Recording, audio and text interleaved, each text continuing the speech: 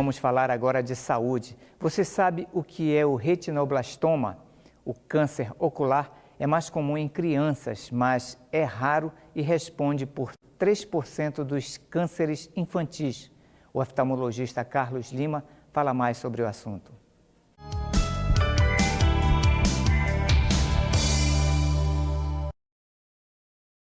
O retinoblastoma é um câncer intraocular que se forma lá no fundo do olho, geralmente no nervo óptico ou abaixo da retina.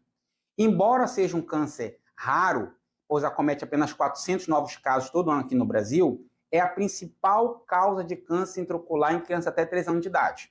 Ele pode ser de uma causa esporádica ou hereditária. É esporádica quando uma determinada célula daquela criança, aquele olho daquela criança sofre uma mutação genética, essa célula começa a crescer de uma forma desordenada e forma o tumor. Essa forma esporádica é a forma mais frequente, geralmente inicia após 1 ano de idade e geralmente é unilateral. Sem falar também que a forma esporádica tem um tratamento mais fácil. Já a forma hereditária é quando esta criança recebe um gene defeituoso do pai ou da mãe e ela já inicia com esse retinoblastoma antes de 1 ano de idade, geralmente é bilateral, podendo também ter um comprometimento do sistema nervoso central. Vamos falar agora um pouco sobre o quadro clínico do retinoblastoma. O principal achado é justamente a leucocoria ou olho de gato. É quando se bate uma foto dessa criança e ao invés de ter aquele reflexo vermelho em ambos os olhos na foto, você vê um lado vermelho, que seria o normal, e o outro lado um reflexo branco, ou de um lado, ou nos 2 olhos um reflexo branco. Isso denota alguma coisa lá no fundo do olho.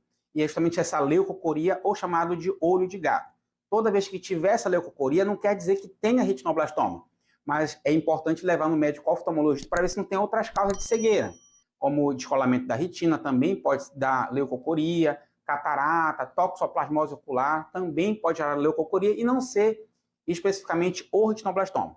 Outros sinais e sintomas importantes, nós temos o desvio ocular, que é o estrabismo. A criança pode ter um desvio ocular de um olho ou dos 2 olhos, mas geralmente unilateral.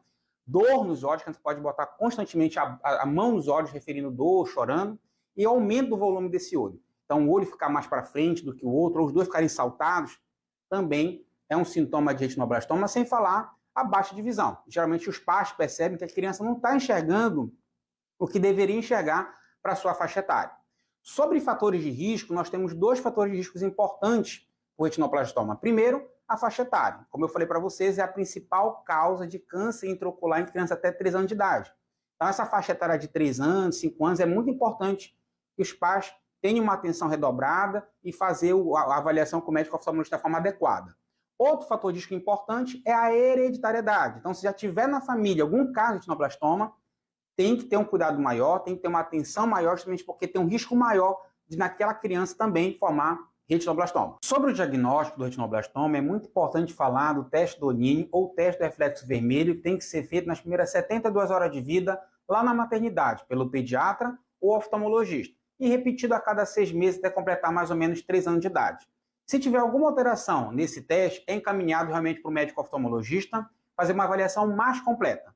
Caso o médico oftalmologista perceba que tenha algo realmente importante, é necessário pedir outros exames, como ultrassonografia, tomografia computadorizada e a ressonância nuclear magnética. O tratamento, após confirmado o tumor, ele é variado. Ele pode ser feito através de laser, crioterapia, ou seja, um congelamento desse tumor, quimioterapia, radioterapia e a cirurgia em último caso. Infelizmente, a cirurgia nesse caso é para retirar todo o globo ocular da criança. Então, esses tratamentos, eles podem se combinar, geralmente são combinados para gerar o menor dano possível à criança e à visão desse paciente.